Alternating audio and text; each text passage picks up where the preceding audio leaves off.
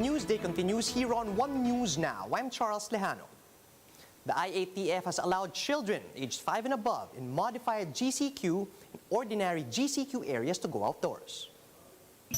Tala spokesperson Harry Roque said that the age group may now visit parks, playgrounds, beaches, as well as outdoor tourist sites and al fresco restaurants. However, they are not allowed to enter malls and other similar establishments.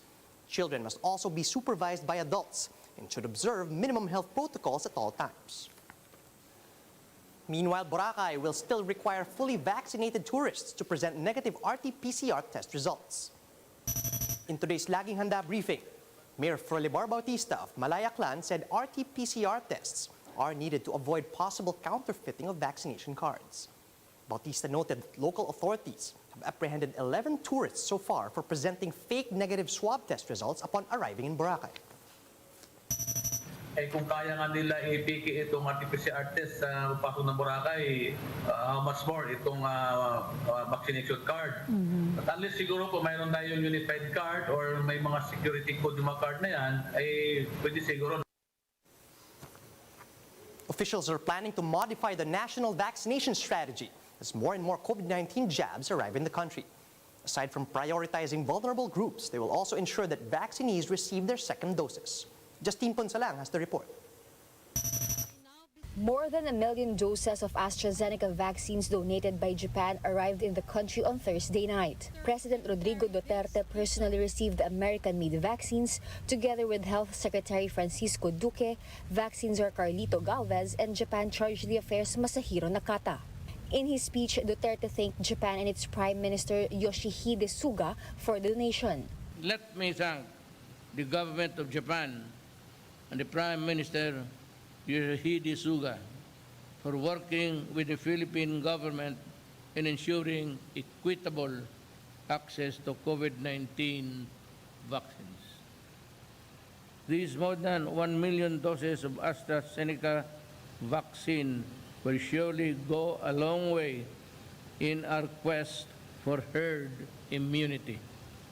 Duterte also once again encouraged Filipinos to get vaccinated. Please know that we remain committed to acquiring a sufficient supply of safe and effective COVID-19 vaccines for all of our countrymen. I therefore urge everyone to get vaccinated and help prevent the further spread of the virus. We should all continue to follow safety rules and health protocols, even when fully vaccinated. Duque said the newly donated shots will be allocated to high-risk areas like Iloilo City, Davao City, Cagayan de Oro, and Zamboanga. More AstraZeneca vaccines from COVAX and the much-anticipated Sputnik V are expected to arrive today and tomorrow. Galvez said they are currently modifying the country's vaccination strategy. Aside from prioritizing A2, A3, and A5 sectors, the government will also make sure that the population will receive their second dose, saying the current 6 million gap is too wide. Galvez added that they target to administer 40 million first doses before the end of the third quarter. He also noted that LGUs that bought their own stocks of vaccines may have a higher chance of reaching herd immunity earlier. Meanwhile, the decision to require a negative RT-PCR test for fully vaccinated tourists is left to the discretion of the LGUs. Duque said that it was agreed upon in the IATF meeting that there will no longer be a uniform travel requirement. The final agreement there is to give the LGUs the option, to the leeway, the option to require RT-PCR testing. No?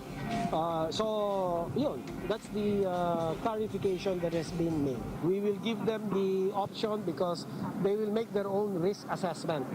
Duque added that LGUs may choose to require vaccination cards for tourists. In line with this, the DICT already started processing the digital certification for vaccinees. Duque earlier told One News's The Chiefs that the DICT has so far encoded 3.6 million out of at least 12 million vaccinees in their database. Ang naging issue sa vaccination card, yung authentication and validation. So yung DICT is working on the digital certification, vaccine certification, and by July 31st, their commitment is to be able to upload and code 90% of the total vaccinated individuals. For News 5, Justine Ponsalang, we are One News. Here are other stories we're keeping our eyes on. Authorities have set unified window hours from 8 a.m. to 2 p.m. for activities within the Taal Lake, including feeding of stocks and emergency harvest. Those who will be found in violation will receive a warning and subsequent cancellation of their fishing permit for both the operator and the owner. And rights group Oxfam reports that world hunger rose steeply in 2020, with 6 times more people living in famine-like conditions than in 2019. The COVID-19 pandemic worsened the food crisis, particularly in Yemen, the Central African Republic, Afghanistan, South Sudan, Venezuela, and Syria.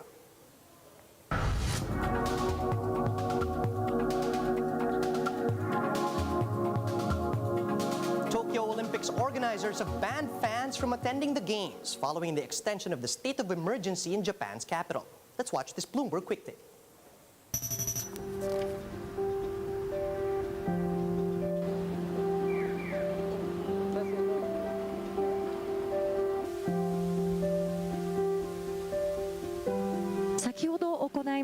IOC、IPC、組織委員会、東京都、国による5者協議では、緊急事態宣言が新たに東京都に発出されることが決定されたことを受け、東京都の会場は無観客とすること、緊急事態措置が講じられていない区域においては、それぞれの地域の状況を踏まえ、首長と協議の上、具体的な措置を決めることで合意を得たところです。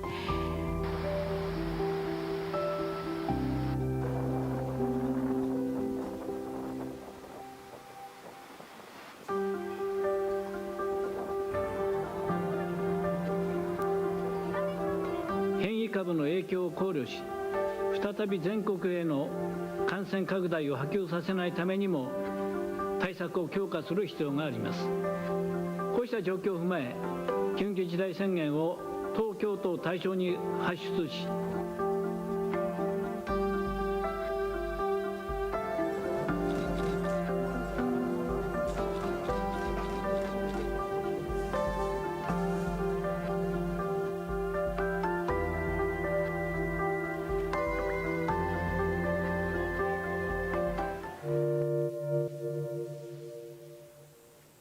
For more updates, visit News 5, the Philippine Star and Business World online. Do visit our website, onenews.ph, for more in-depth analysis. And you can also catch One News on the Signal Play app. Just register for a free account at www.signalplay.com so you can stream One News live anytime, anywhere. Mask on, wash hands, and stay safe, Philippines. I'm Charles Lejano. We are One News.